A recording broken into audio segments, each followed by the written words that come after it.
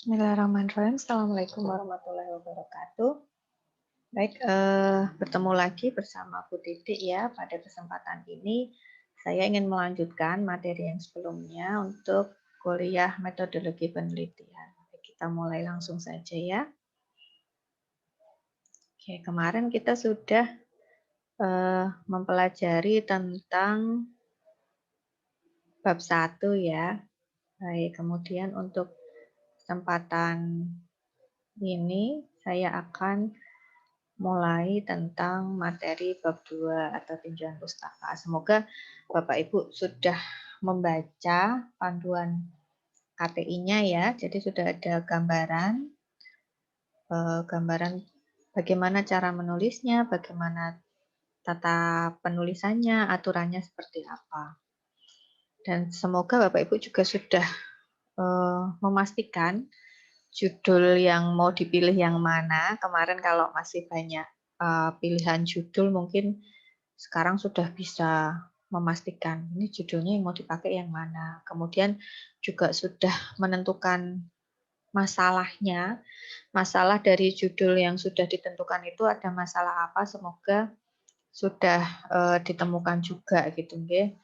Nah, selain itu juga semoga juga, penuh dengan semoga gitu ya, sudah membuat latar belakang dari judul penelitian yang sudah disusun gitu nggih. Semoga sudah ada gambaran, sudah ada poin-poinnya tertentu yang memang harus dituliskan di sana, sehingga nanti akan lebih mempermudah untuk materi-materi yang berikutnya. Baik, kita langsung saja ya untuk di bab 2. Ini adalah tinjauan pustaka. Nanti silahkan Bapak Ibu bisa juga membuka buku panduan KTI-nya tentang bab 2 itu apa saja. Nanti juga akan saya tampilkan di sini. Jadi untuk bab 2 di sini isinya adalah ada tinjauan pustaka, kemudian ada kerangka teori, kemudian ada kerangka konsep, ada hipotesis, keterangan empiris atau pertanyaan penelitian. Nah, untuk yang D dan E ini boleh pilih salah satu sesuai dengan penelitian Bapak Ibu semua. Jadi yang pertama yang paling penting untuk dipikirkan saat ini untuk bab 2 itu adalah tinjauan pustakanya. Tinjauan pustakanya itu apa? Apa yang mau ditulis? Nah, ini nanti silahkan ditentukan. Jadi tinjauan pustaka, apakah itu tinjauan pustaka?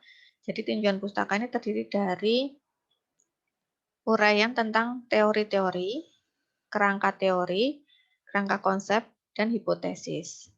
Nah, dengan mempelajari kepustakaan atau teori ini, diharapkan peneliti mendapatkan informasi tentang apa yang mendasari atau menyebabkan terjadinya masalah tersebut. Dengan mengetahui penyebab masalah yang ada, peneliti diharapkan mencari tahu dasar teori untuk menyelesaikan masalah tersebut. Jadi Bapak Ibu sudah tahu ini masalahnya itu apa. Kemudian Bapak Ibu perlu informasi-informasi untuk mendukung untuk menyelesaikan masalah tersebut. Misalnya judulnya tentang tingkat kepuasan terhadap apa. Nah, itu nanti Bapak Ibu silakan mencari teori-teori yang mendukung pada penelitian Bapak Ibu semua, sehingga nanti saat membahas gitu ya, itu Bapak Ibu sudah punya dasar yang kuat atau teori yang kuat gitu nggih. Kemudian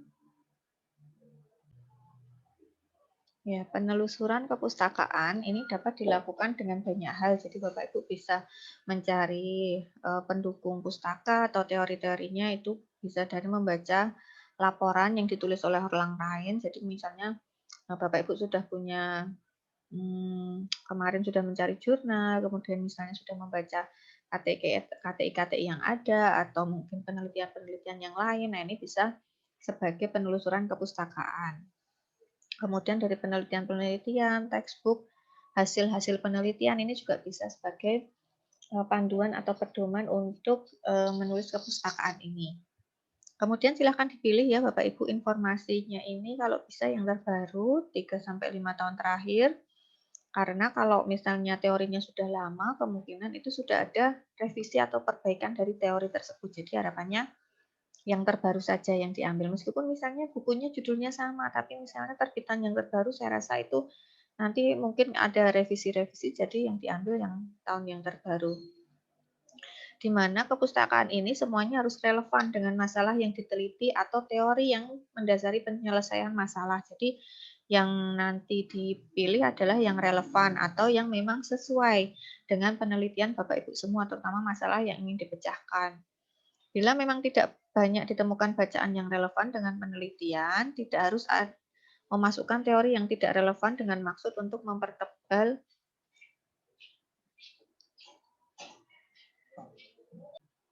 Ya, maaf.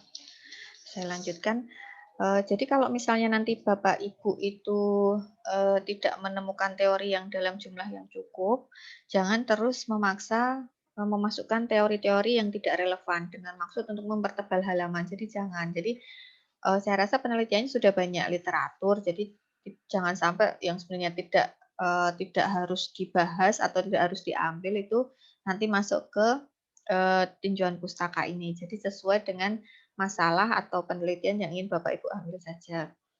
Kemudian cara penulisan tinjauan pustaka yang baik adalah membaca sumber pustaka yang terkait, kemudian dinarasikan sendiri dengan bahasa yang sederhana dan dikaitkan antara satu teori dengan teori yang lain. Jadi yang perlu diperingat, jadi kita kalau menulis tuh menghindari yang namanya plagiasi atau kita copy paste persis gitu ya, itu yang tidak diperbolehkan. Jadi nanti kalau Bapak Ibu ini mendapatkan suatu teori atau ada di laporan atau penelitian orang lain itu ada teori misalnya kan di latar belakang, oh ada tentang teori tentang kepuasan pasien gitu ya. Ternyata jurnal tersebut itu pun juga hanya mengambil dari buku. Jadi yang Bapak Ibu cari adalah buku yang dipakai oleh jurnal tersebut. Jadi bukan terus mengcopy paste paragraf yang ada pada jurnal tersebut karena itu bukan sumber utamanya. Jadi jurnal itu pun juga hanya mengambil dari sumber yang lain. Jadi Bapak Ibu harus mencari sumber yang lainnya lagi. Nah, di mana cara mengambilnya? Bapak Ibu silakan lihat dari daftar pustaka jurnal tersebut atau penelitian tersebut. Biasanya nanti kalau jurnal tersebut mengutip dari buku atau sumber yang lain, maka nanti di daftar pustaka akan dituliskan. Nah, silakan Bapak Ibu ngambil dari daftar pustaka yang ada pada penelitian tersebut. Begitu ya. Kalau itu jurnal atau penelitian pun ambil dari sumber yang lain. Tapi kalau Bapak Ibu akan mengambil sumber dari jurnal tersebut, misalnya dari hasil penelitian dari jurnal tersebut ingin Bapak Ibu ambil sebagai dasar, nah Bapak Ibu itu tidak boleh hanya mengcopy paste kesimpulan dari penelitian tersebut, tetapi harus menarasikan lagi gitu ya. Jadi tidak sama persis di copy paste, tapi saya rasa paragraf itu bisa diungkapkan kembali, misal dari satu paragraf menjadi dua paragraf dengan kata-kata Bapak Ibu, tapi intinya sama. Jadi itu nanti harus diperhatikan yang namanya plagiasi atau menyalin persis gitu ya. Nah itu nanti kalau dicek dengan aplikasi plagiasi nanti itu akan muncul gitu ya. Dan Bapak Ibu kan juga sudah menandatangani surat pernyataan nanti kalau memang naskah Bapak Ibu itu bebas dari plagiasi. Jadi nanti diperhatikan kalau mengambil dari sumber lain. Nah, pada panduan KTI disampaikan yang namanya tinjauan pustaka itu adalah klasifikasi dan evaluasi dari apa yang telah ditulis oleh para ilmuwan dan peneliti tentang suatu topik. Kemudian disusun menurut hasil pemikiran yang kemudian dijadikan pegangan seperti tujuan penelitian yang hendak dicapai. Selain itu juga masalah yang akan diselesaikan atau hipotesis yang ingin diuji. Oke ya, tinjauan pustaka disusun setelah membaca referensi yang relevan dengan masalah. Boleh mengutip dengan aturan penulisan. Jadi di buku panduan KTI juga sudah ada aturan penulisan kalau Bapak Ibu mengutip dari buku atau sumber yang lain, baik dari buku ataupun dari sumber jurnal-jurnal sudah ada di panduan KTI. Nah, ini contohnya nih. Contoh tinjauan pustaka, misalnya judulnya gambaran tingkat kepatuhan penggunaan antibiotik pada pasien rawat jalan di klinik Pratama Rawat Inap Wiwit gitu ya, yang kemarin juga sudah dicontoh. Tinjauan pustakanya itu tentang apa saja sih? Jadi sebelum membuat Bapak Ibu silakan buat poin-poinnya dulu. Apa saja yang ingin Bapak Ibu kembangkan atau ingin Bapak Ibu cari tahu tentang teori berdasarkan penelitian yang akan Bapak Ibu ambil. Misalnya kalau tentang judul ini, berarti kan otomatis ini utamanya adalah tentang antibiotik gitu ya. Nah, tentang antibiotik. Apa saja dari antibiotik yang perlu diketahui apabila menggunakan penelitian ini? Misalnya tentang definisi penggolongan antibiotik. Pasti penggunaan antibiotik itu antibiotiknya golongannya macam-macam. Nah, nanti dari setiap penggolongan ini pun masih harus Bapak Ibu jabarkan. Penggolongannya itu golongan misalnya penisilin itu mekanisme kerjanya bagaimana, kemudian golongan makrolida mekanisme kerjanya seperti apa, contohnya apa saja, kemudian efek sampingnya apa, gitu ya. Kemudian nanti kalau misalnya kepatuhan di antibiotik ini nanti juga disebutkan apabila efek sampingnya kalau tidak mengkonsumsi secara rutin itu apa efek sampingnya. Nah, ini semuanya dijelaskan di sini sesuai dengan apa yang ingin Bapak Ibu teliti. Kemudian tentang kepatuhan.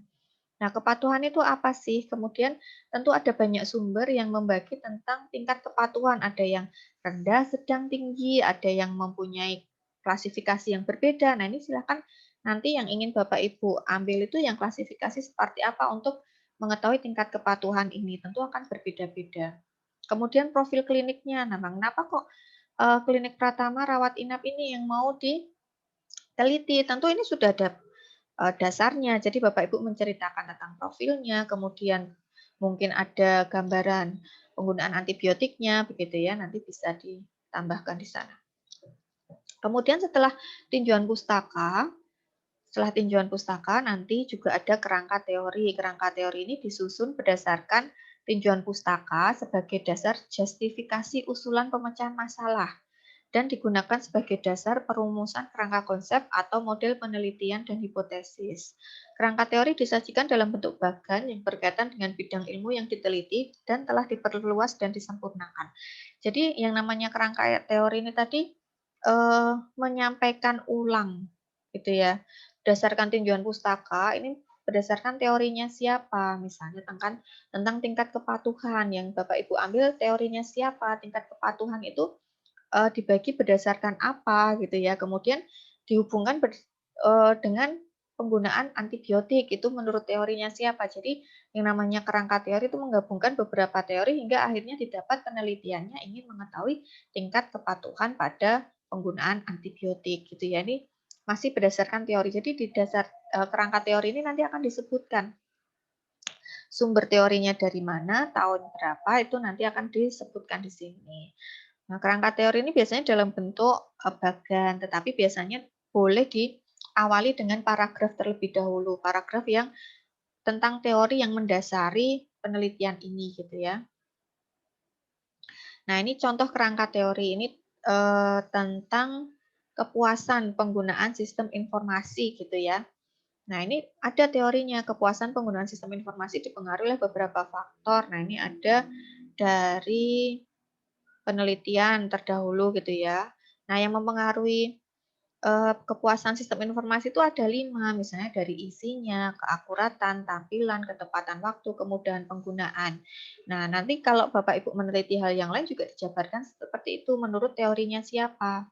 Nah, ini kerangka teorinya terdiri dari 5 untuk menentukan nanti kepuasan gitu ya, kepuasan tentang sistem informasi. Nah, nanti kalau Bapak Ibu memang ingin kepuasan, misalnya tadi kepuasan penggunaan antibiotik, apa saja yang mempengaruhi dari kepuasan penggunaan antibiotik itu. Kemudian mengapa kok antibiotik? Nah, nanti bisa disampaikan di sini gitu ya. Nanti silahkan Bapak Ibu cermati mungkin dari penelitian-penelitian terdahulu juga sudah ada, nanti bisa dilihat gitu ya.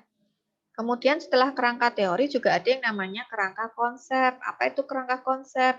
Nah, kalau kerangka konsep ini pemikiran yang mengacu pada teori. Disebut kerangka konsep karena dari teori-teori yang ada tadi dapat ditarik beberapa konsep yang apabila dihubungkan secara logis akan menggambarkan suatu kerangka pemikiran yang akhirnya mengarah pada penyelesaian masalah. Kalau tadi teori kan masih umum, semuanya disebutkan. Nah, kalau yang di kerangka konsep ini sudah mengacu pada apa yang akan Bapak Ibu teliti. Nanti dibuat dalam bentuk skema atau kerangka. Nah, nanti kalau kerangka konsep yang telah disusun ini dapat menjadi pusat perhatian peneliti untuk menentukan konsep mana yang akan dijabarkan lebih lanjut menjadi variabel-variabel yang akan diteliti.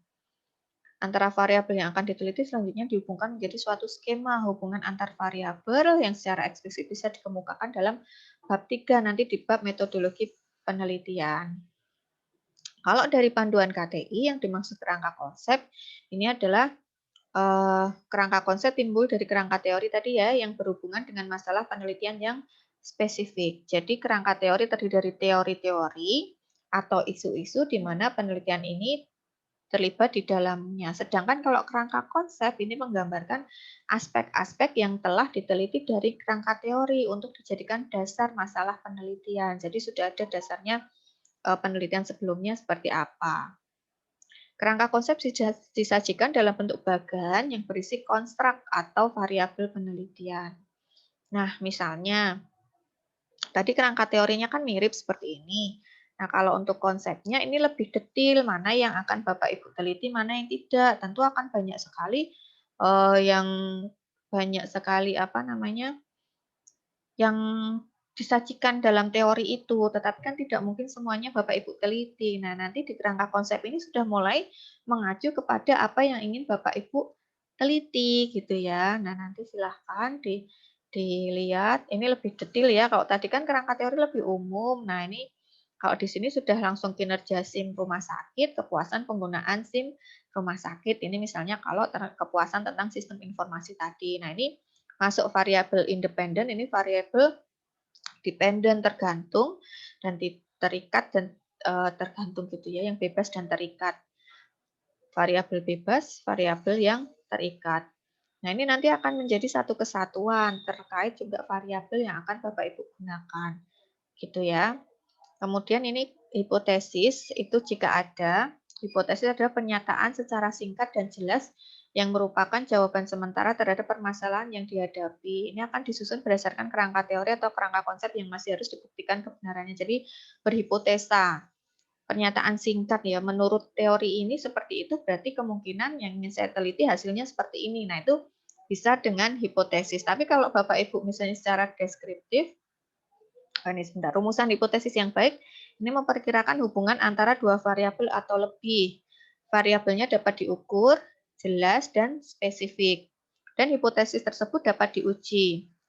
Nah, kalau yang penelitian deskriptif atau eksploratif, itu tidak perlu hipotesis. Misalnya yang secara deskriptif melihat gambaran seperti itu, tidak ada hipotesisnya gitu ya, karena kita tidak tahu nanti seperti apa, karena kita baru mau meneliti gitu ya. Beda halnya dengan penelitian misalnya eksperimental, misalnya uji antibakteri daun pandan terhadap bakteri E. coli gitu ya. Nah, itu kan kita bisa mengira-ngira, oh daun pandan itu memiliki senyawa misalnya flavonoid, alkaloid yang kalau secara teori senyawa-senyawa itu bisa menghambat pertumbuhan bakteri E. coli misalnya. Nah, itu kan kita bisa berhipotesa, berarti menurut hipotesa atau dasar yang kita peroleh, kemungkinan bisa nih si daun pandan bisa menghambat pertumbuhan E. coli karena dari dasar itu tadi. Nah, tapi kalau deskriptif kan kita masih belum tahu nanti seperti apa.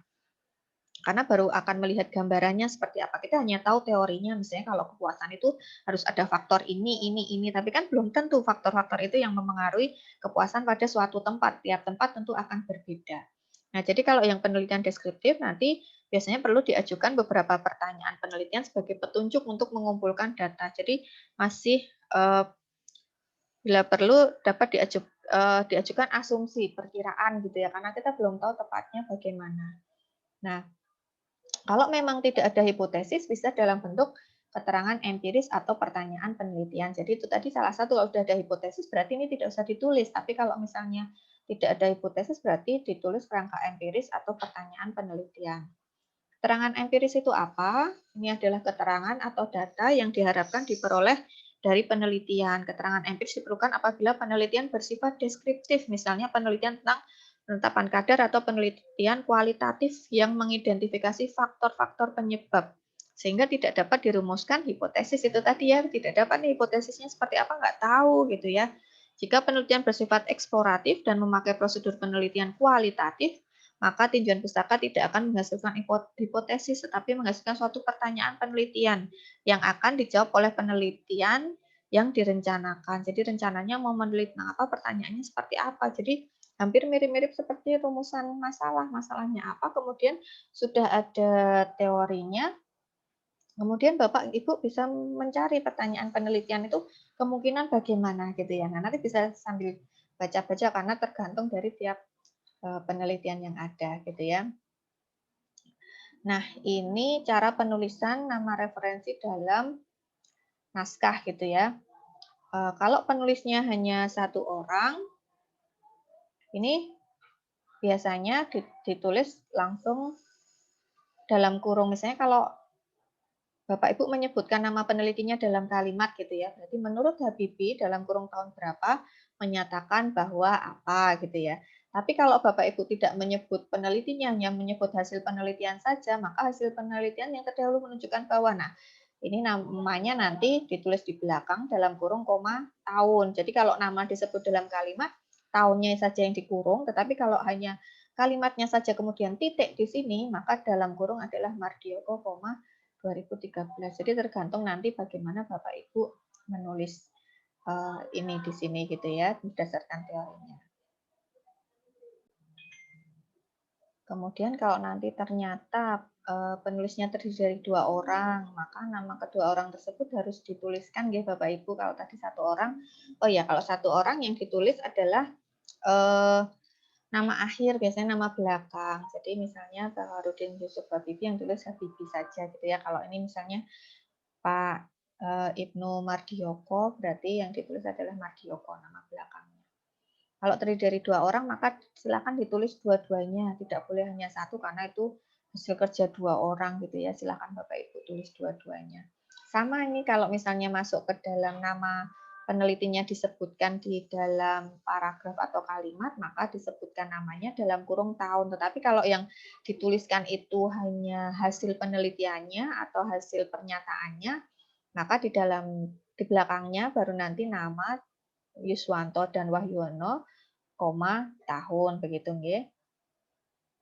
Kemudian kalau penulisnya itu terdiri dari lebih dari 2 orang, kan ada yang penulisnya itu banyak nggih Bapak Ibu, kalau mau ditulis semua panjang sekali gitu ya, maka penulisannya menyantumkan satu nama orang saja tapi yang pertama gitu ya. Kemudian di belakangnya itu ditulis et al atau artinya kalau ini tuh dan lain-lain, tapi kita buat dalam ini ya, baik itu artikel Indonesia maupun artikel luar negeri, kalau banyak nanti ditulisnya et al bukan DKK, kita nggak pakai DKK tapi pakai et al titik koma. Jadi misalnya Satibi et al tahun 2010 disampaikan. Kemudian kalau kita hanya menyampaikan kalimatnya saja, penelitinya tidak ditulis, maka Ismiati et al tahun gitu ya. Itu kalau lebih dari 2 orang, tapi kalau 2 orang harus ditulis dua-duanya. Kemudian kalau penulisan dengan nama keluarga yang sama, misalnya keluarganya itu peneliti semua dengan nama keluarga yang sama, misalnya keluarga Smith gitu ya, J. Smith, A. Smith, S. Smith, ini ternyata kakak beradik ataupun mungkin saudara dengan nama keluarga yang sama, ternyata peneliti semua. Hampir sama di UGM juga ada di farmasi, itu juga keluarga dosen peneliti gitu ya. Jadi nama keluarganya itu sama. Jadi yang ada kodenya depannya, tidak hanya Smith. Kalau hanya Smith kan bingung ini Smith yang mana kan gitu. Jadi ditulis singkatan nama panggil depannya J. Smith tahun berapa, A. Smith tahun berapa, dan S. Smith tahun berapa. Menyatakan apa gitu ya. Nanti kalau misalnya nggak disebutkan nama di kalimat, maka dalam kurung namanya tersebut, nah, titik koma, J. Smith 2005 titik koma, Smith A misalnya 2008 gitu. Ini ada semua di buku panduan KTI, Bapak Ibu nanti bisa dibaca juga di sana. Misalnya artikel atau buku yang diterbitkan oleh suatu institusi dan tidak mencantumkan editor, maka dapat ditulis institusi tersebut sebagai penulis, misalnya Departemen Kesehatan, WHO gitu ya, misalnya ada artikel tetapi oleh institusi, jadi tidak tahu penulisnya siapa. Apabila 2 pustaka atau lebih ditulis oleh penulis yang sama pada tahun yang sama, maka bisa dibedakan A, B, C, dan seterusnya. Misalnya Smith ini orangnya satu gitu ya, meneliti lebih dari satu penelitian dan dipublikasikan dalam tahun yang sama. Jadi kalau cuma ditulis Smith 2010, ini sama-sama 2010. Untuk membedakannya ditulis A dan B. Nanti di daftar pustaka pun juga A ini yang mana, B itu yang mana harus berbeda. Gitu nggih. Ini kalau dalam satu kalimat, kalau beda kalimat meskipun sama-sama Smith ini juga harus dibedakan yang A dan B karena ini dari jurnal yang berbeda. Kemudian penulisnya sama tapi pada tahun yang berbeda, maka tinggal Smith orangnya satu aja tapi tahunnya yang 2 gitu ya. Kemudian apabila terdapat 2 pustaka atau lebih yang diacu dan ditulis oleh penulis yang berbeda. Misalnya Smith menyatakan jadi Bapak Ibu misalnya dalam satu kalimat itu menggabungkan dari penelitian dari beberapa jurnal gitu ya. Nah, itu semuanya harus ditulis misalnya satu paragraf itu ya, itu gabungan Bapak Ibu menarasikan kembali dari beberapa jurnal, maka di belakang paragraf nanti Bapak Ibu harus menuliskan semuanya. Yang tadi yang dipakai untuk literatur itu apa saja itu harus dituliskan di belakangnya. Gitu ya. Nah, ini apabila penulis lain yang diacu tetapi diperoleh pada tulisan orang lain lagi. Jadi misalnya menemukan suatu jurnal yang dia juga ambil dari literatur lain. Kalau yang benar, yang seharusnya kan Bapak Ibu ini harus mencari literatur yang lainnya. Misalnya Bapak Ibu melihat jurnal saya, Nur Ismiati gitu ya, Ismiati. Kemudian saya itu mengambil jurnal dari orang lain. Misalnya saya mengambil dari Smith misalnya. Jadi Bapak Ibu silahkan baca jurnal saya misalnya, kemudian di situ saya mencuplik suatu kalimat yang saya ambil dari Smith. Gitu nggih, ambil dari Smith. Tapi kan Bapak Ibu nggak lihat langsung ini bukunya Smith itu bagaimana. Gitu nggih. Jadi Bapak Ibu hanya melihat jurnal saya, padahal yang benar Bapak Ibu harusnya oh ternyata Nur Ismiati ambil dari Smith. Harusnya Bapak Ibu terus nggak lihat punya saya, tapi langsung lihat sumber aslinya. Sumbernya dari Smith gitu ya. Nah, tetapi suatu saat kalau ada peneliti yang tidak menemukan bukunya si Smith ini, akhirnya kan bacanya cuma dari Nur Ismiati. Maka nanti Bapak Ibu menulisnya memang sumbernya dari Smith, tapi citasi dari Nur Ismiati karena nggak lihat langsung punya Smith, tapi lihatnya dari Nur Ismiati gitu. Nah, itu namanya citasi. Tapi itu biasanya nilainya rendah karena Bapak Ibu tidak melihat secara langsung sumbernya, tapi hanya melihat katanya kan gitu ya. Hanya kepercayaannya kurang karena hanya melihat katanya, hanya melihat tapi tidak mencari sumber yang asli gitu ya. Nah, cara nulisnya bagaimana? Misalnya penemuan oleh Smith tahun 2001, citasi Jones and Marlin 2004 page 33 menyatakan bahwa, nah ini artinya apa? Jadi Bapak Ibu nggak lihat punyanya Smith 2001, tapi yang Bapak Ibu baca punyanya si Jones and Marlin tahun 2004 pada halaman 33. Padahal itu kata-katanya Smith, hasil penelitiannya Smith. Nah, itu seperti itu. Itu kalau ini masuk di kalimat, kalau hanya menyatakan kalimat kemudian sumbernya di belakang, maka Smith 2001 cit Jones and Marlin 2004 page 33. Artinya Bapak Ibu ini melihatnya dari si artikelnya atau bukunya Jones and Marlin yang di dalam buku itu dia ambil sumber dari Smith. Sama seperti tadi, kalau tadi saya ambil dari Smith, Bapak Ibu lihat punya saya berarti Smith 2001 citasi Nur Ismiati atau Ismiati 2004 page ini gitu ya.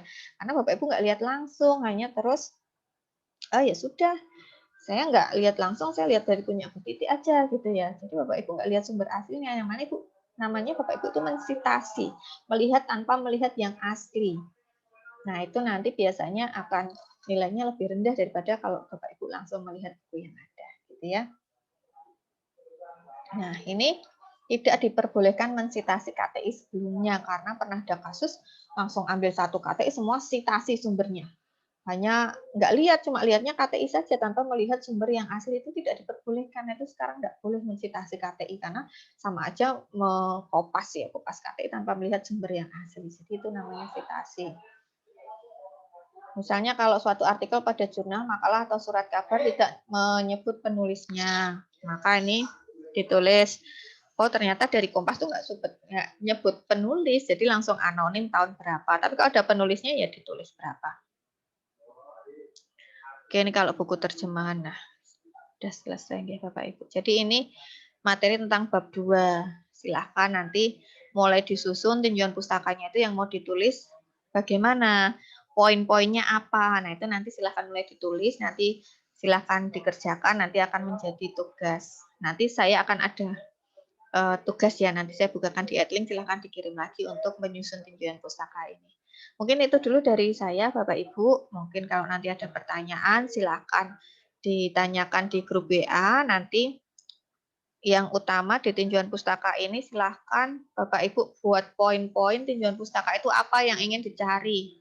Teorinya atau mungkin pustakanya. Nanti kalau sudah tahu poin-poinnya, misalnya tingkat kepuasan tadi ya, puasan terhadap apa, nah itu dicari. Detil, karena nanti kalau misalnya ada jurnal atau sudah ada acuan saat membahas hasilnya apapun, Bapak Ibu sudah punya sumber gitu. Nah, itu silahkan mulai dicari dari sekarang. Gitu. Ya, mungkin itu dulu Bapak Ibu dari saya. Nanti kalau ada mau ditanyakan boleh ditanyakan melalui grup. Gitu, terima kasih nggih. Semoga bermanfaat. Selamat belajar. Assalamualaikum warahmatullahi wabarakatuh.